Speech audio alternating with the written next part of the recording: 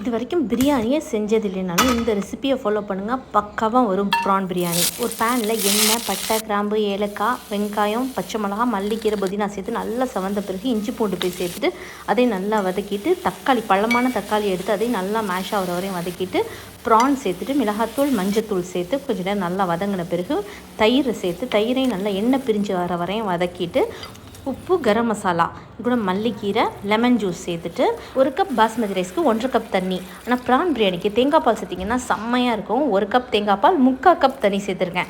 சேர்த்துட்டு அரை மணி நேரம் ஊற வச்ச அரிசியை சேர்த்துட்டு 3/4 பதம் அரிசி வெந்த பிறகு மேலே கொஞ்சமாக புதினா, மல்லிக்கீரை, நெய் சேர்த்து இதை மூடி வச்சு 10 நிமிஷத்துக்கு அப்படியே லோ ஃப்ளேமில் வச்சுருங்க. 10 நிமிஷம் கழிச்சு வந்து பார்த்தீங்கன்னா பர்ஃபெக்டாக குக் ஆகி வந்துடும். பிரியாணி மசாலாலாம் ஆட் பண்ணி எப்படி நல்லாயிருக்கும் அப்படின்னு யோசிக்காதீங்க. அந்த தேங்காய் பால், அந்த கரம் மசாலா, மிளகாத்தூள் இதுவே ரொம்ப டேஸ்ட்டாக இருக்கும்.